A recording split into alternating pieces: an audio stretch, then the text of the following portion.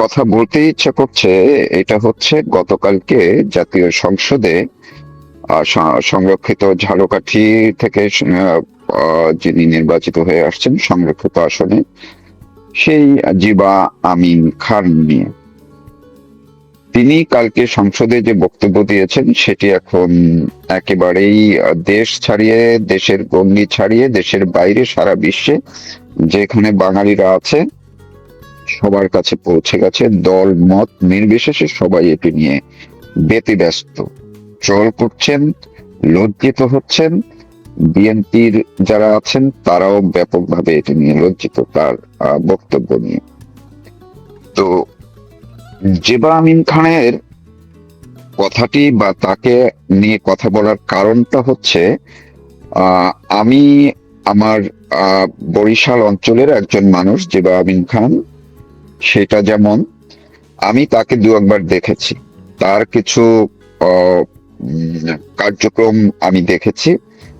ফলে আমার কাছে খুবই, আমি অন্তত পক্ষে আশ্চর্য হয়েছি অন্য কারণে, যে বরিশাল অঞ্চলে আহ, যত যে কয়জন খুবই আহ, এক ধরনের প্রভাব প্রতিপত্তিশালী যে কয়টি পরিবার, তাদের মধ্যে আহ, এই জিবা আমিন বাবা আক্তার উদ্দিন আহমেদ, তিনি বেশ সুপরিচিত একজন মানুষ ছিলেন। তার রাজনৈতিক পরিচয়ের জায়গায় পড়ে আসছি, এবং খ্যাতিমান ব্যক্তি ছিলেন, কারণ তিনি এমনি ব্যারিস্টার ছিলেন, বাট ব্যারিস্টার হচ্ছেন পরে। এর আগেই তিনি ছাত্র অবস্থায় 1954তেই তিনি কিন্তু পাকিস্তান গণপরিষদের সদস্য হয়েছিলেন পড়াশোনা করা অবস্থায়, ছাত্র অবস্থায়। পরবর্তীতে তিনি ব্যারিস্টার হন, আইন পেশায় যুক্ত হন। এরপরে তিনি ওই সময় 54 সালের দিকে বা কিছুটা আগে পরে তিনি পূর্ব বাংলা মুসলিম ছাত্রলীগের কিন্তু সভাপতি ছিলেন। পরবর্তীতে তিনি মুসলিম লীগের রাজনীতিতে ছিলেন, কনভেনশনাল মুসলিম লীগে ছিলেন। এক পর্যায়ে মহান মুক্তিযুদ্ধের সময় এসে তিনি আসলে ব্যাপকভাবে একদম মুক্তিযুদ্ধের বিপক্ষে চলে যান, কারণ যখন বাংলাদেশে মুক্তিযুদ্ধ চলছিল সেই সময় পাকিস্তানের কেন্দ্রীয় সরকারে তিনি একজন মন্ত্রী ছিলেন, শিল্প ও বাণিজ্য মন্ত্রী হন। ফলে পরিণতি যা হয়, পরবর্তীতে দেশ স্বাধীন হওয়ার পরে তিনি স্বাভাবিকভাবেই মুক্তিযুদ্ধ বিরোধী শক্তির মানুষ হিসাবে তাকে জেলে যেতে হয়।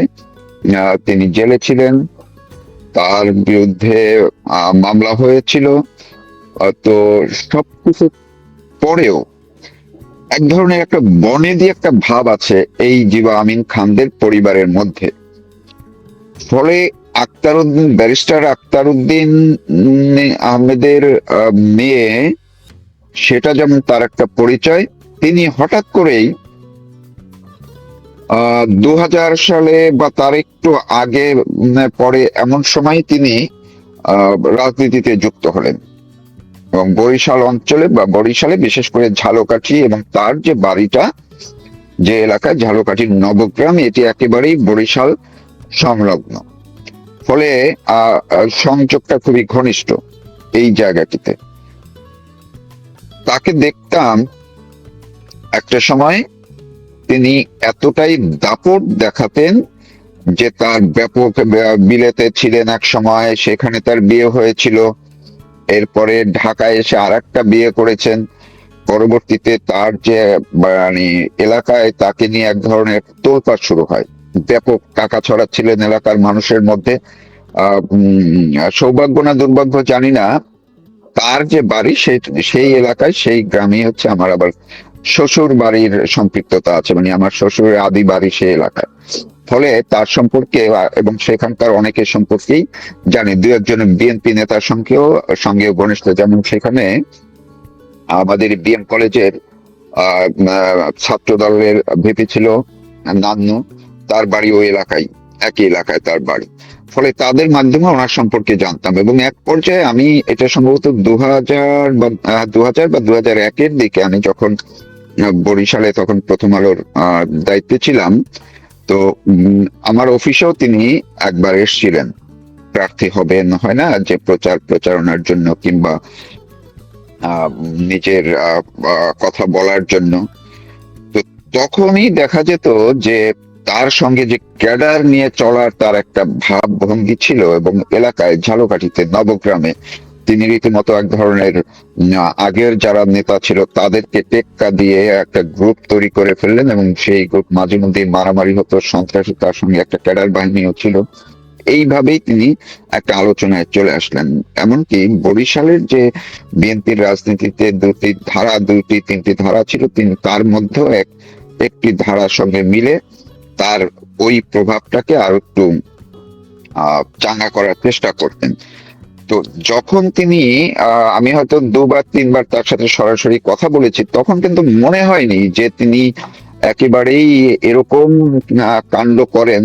খুবই স্মার্ট একজন ভদ্র মহিলা, দেখতে চাল চলনে কথাবার্তায় খুব স্মার্ট, এবং একটা ভাব আছে, ভাবসাব নিয়ে চলেন।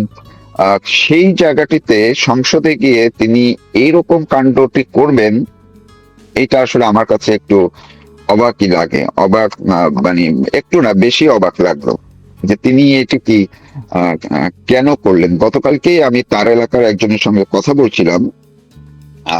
তো সে আমাকে বলছিল যে সবাই তো লজ্জিত, ঝালকাঠির মানুষ লজ্জিত, বরিশালের মানুষ লজ্জিত, বিএনপির মানুষ লজ্জিত, নারীরা লজ্জিত, অনেকে আবার তার যে ওই, যদিও আমি ওই দিকটা যেতেই চাই না, তার গেট আপ নিয়েও কেউ কেউ প্রশ্ন তুলছেন, তো সেইটা হতে আমি যেতে চাই না। কিন্তু যারাই তাকে চেনেন তারা তার অন্তত পক্ষে বক্তব্য, তার ক্যাডার, একটা ক্যাডার প্রীতি আছে, মাস্তানি একটা ভাব আছে, সেটা যেমন আছে, টাকার গরম আছে, অহংকার, প্রচন্ড একটা অহংকার আছে।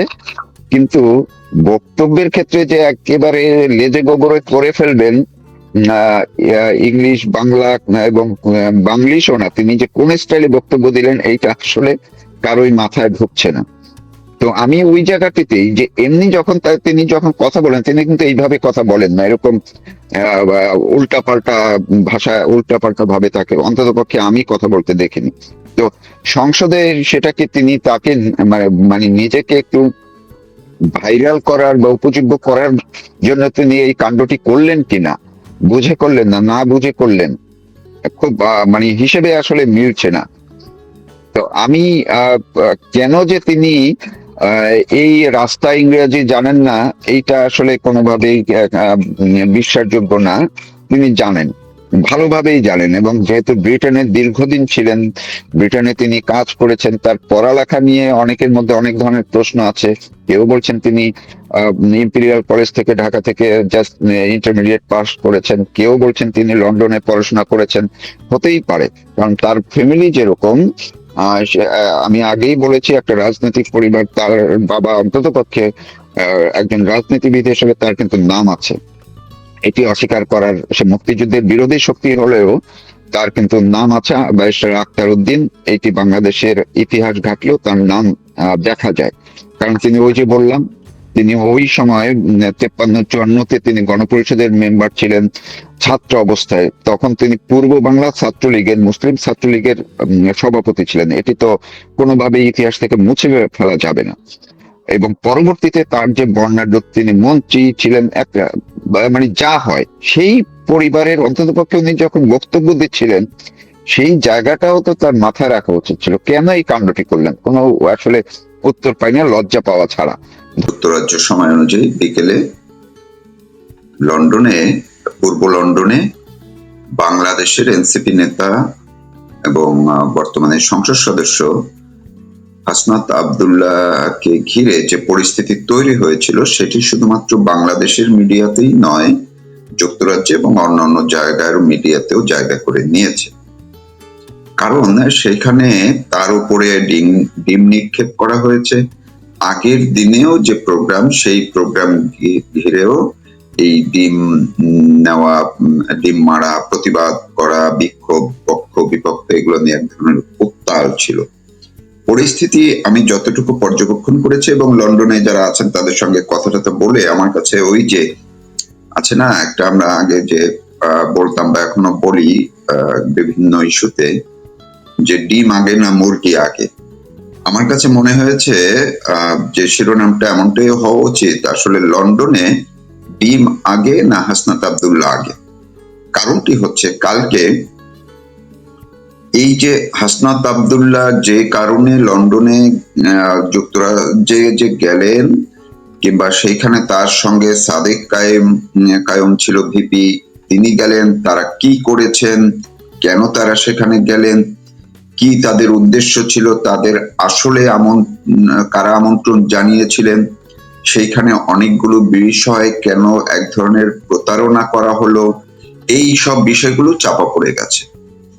বরং ওই ডিমটাই সামনে চলে আসছে। ডিম মারার ঘটনা দেখা গেল যে তাকে রীতিমতো, হাসনাত আব্দুল্লাহকে রীতিমতো দৌড়ে হলে ঢুকতে হলো। আবার গতকালকে যে রেস্টুরেন্টে পূর্ব লন্ডনের, সেইখানেও তাকে ঘিরে যে পরিস্থিতি, একেবারে তার উপরে যখন ডিম ছোড়া হচ্ছিল, তখন সে দৌড়ে একটি রেস্টুরেন্টের মধ্যে আশ্রয় নিল। তার সঙ্গে যারা ছিল এনসিপি নেতারা, তাদের সঙ্গে ছাত্রলীগের নেতাদের, আওয়ামী লীগের নেতাদের এক ধরনের কিছু হাতাহাতির ছবি আমরা দেখলাম।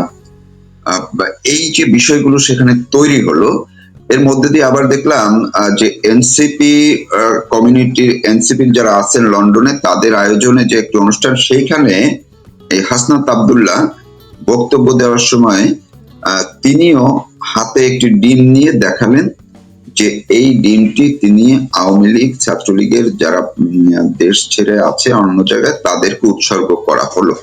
তার মানে তারও বক্তব্যের কেন্দ্রবিন্দু আসলে এই ডিমটাই ছিল। একদিকে তার উপরে ডিম নিক্ষেপ, অন্যদিকে সেই আবার এই ডিম তুলে ধরছেন। এটিও মিডিয়াতে আসছে গতকালকে ব্যাপকভাবে। যেই বিষয়টি এই ডিমের আড়ালে চলে গেছে, সেটা হচ্ছে হাসনাত আব্দুল্লাহ এবং সাদেক কায়েম, সাদেক কায়েম যে প্রচার চালিয়েছে, একেবারে তাদের আদর্শিক যে গুরু, অর্থাৎ বা তাদের যে মূলত পৃষ্ঠপোষক, সেই ডক্টর ইউনূসের এই ধরনের কর্মকাণ্ডের সঙ্গে তাদের একটা ব্যাপক মিল আছে।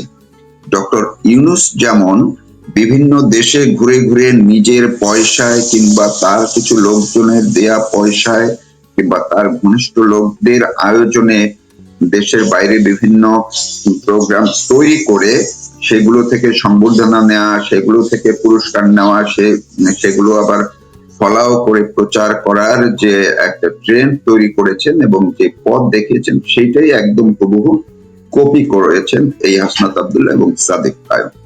দেখেন, যারা গতকালকে অবশ্যই এইগুলো মিডিয়াতে আসছে, আমি বাংলাদেশেরও দুই একটা মিডিয়াতে দেখলাম, বিষয়টির বিশ্লেষণ করা হয়েছে, তাদেরকে ধন্যবাদ যে তারা এই দিকটি নজরে নিয়ে এসেছে।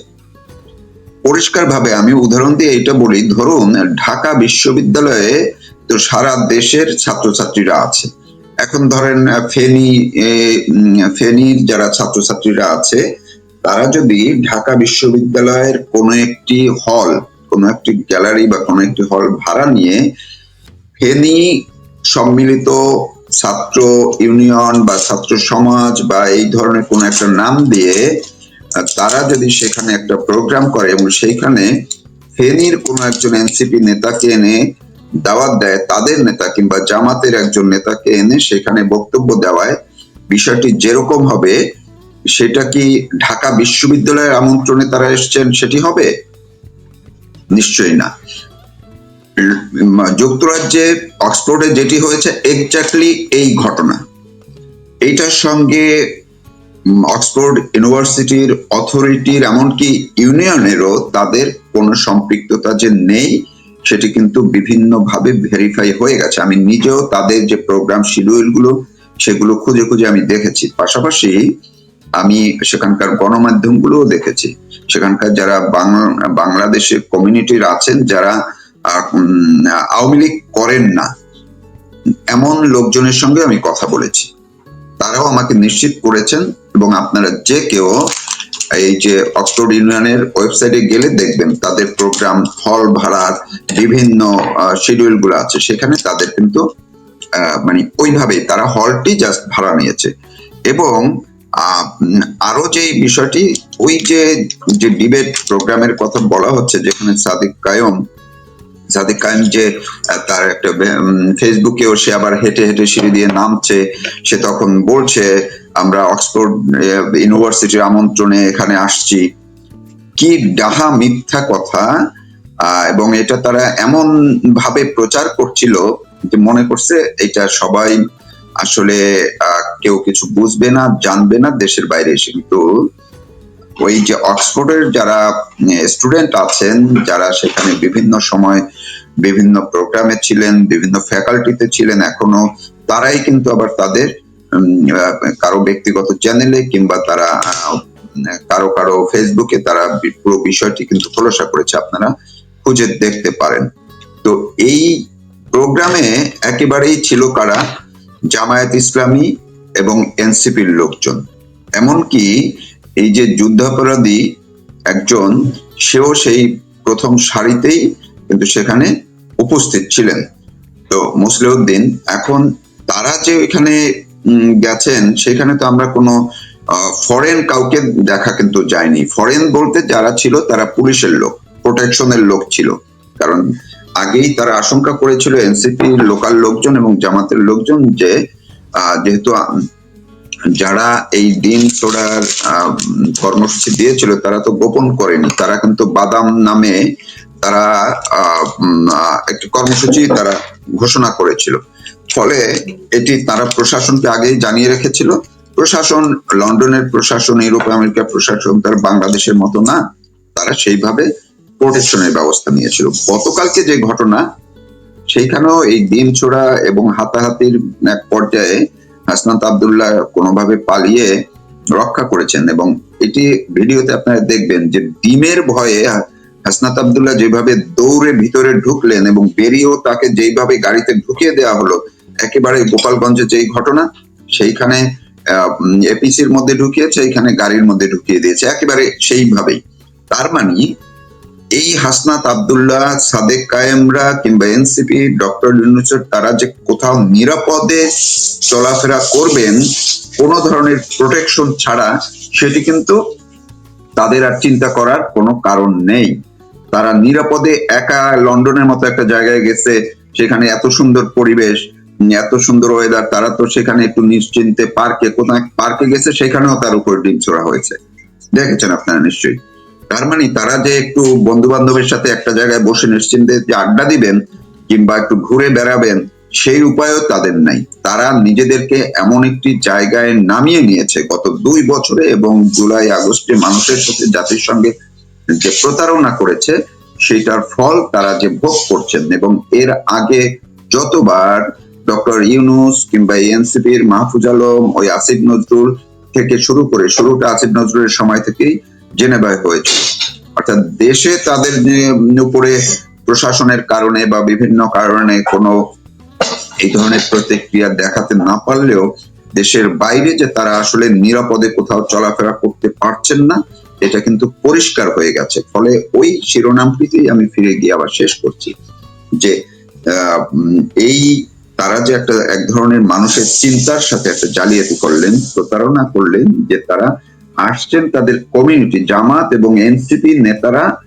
একটা প্রোগ্রাম আয়োজন করেছে শুধুমাত্র অক্সফোর্ডের সেখানকার একটা হল ভাড়া নিয়ে।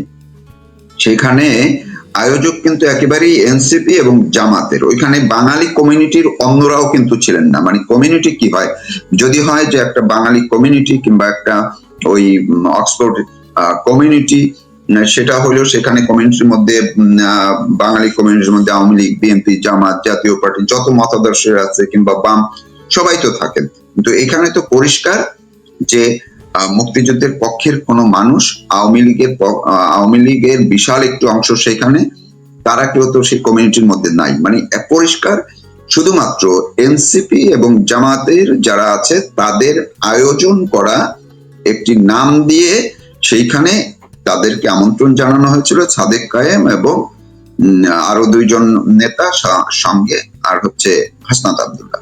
এবং এই হাসনাত আব্দুল্লাহকে ঘিরেই মূলত 2 দিন পর্যন্ত চলছে। আজকে কি অবস্থা হয় সেটা আবার হয়তো সন্ধ্যা বা বিকাল নাগাদ জানা যাবে। কালকে যখন ঘটনাগুলো আমি দেখছিলাম তখন একটু ব্যস্ত থাকে, আসলে কালকে আমি এই লাইভে আসতে পারিনি।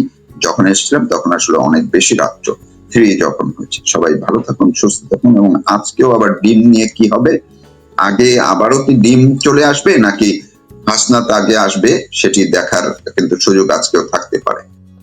ও মাজা ভাঙ্গা মুশলেকা রহমান দেখলাম কক্সবাজার গিয়ে বৃষ্টি থামিয়ে ফেলেছেন, কিন্তু আজকে অলিয়া উলিয়াদের দেশ, শাহজালালের দেশ সিলেটে গিয়ে উনি বৃষ্টি থামাইতে পারতেছেন না, বৃষ্টির মধ্যেই উনি সিলেট পৌঁছাইলেন। এই টাইপের নিউজ হচ্ছে, মানে কি অভাবনীয় পরিবর্তন বাংলাদেশের নিউজ সেক্টর। ও মাই গড, এত সুন্দর পরিবর্তন আমরা জীবনে দেখি নাই। 17 বছর 15 বছর আমরা এসব দেখি নাই। এইসব মনে করেন এরকম কুদরতি প্রধানমন্ত্রী তো আমাদের ছিল না, যে ধরেন তার পকেট থেকে একটা জাদু বের করবে, জাদু বের করে বলবে এটা করে দাও।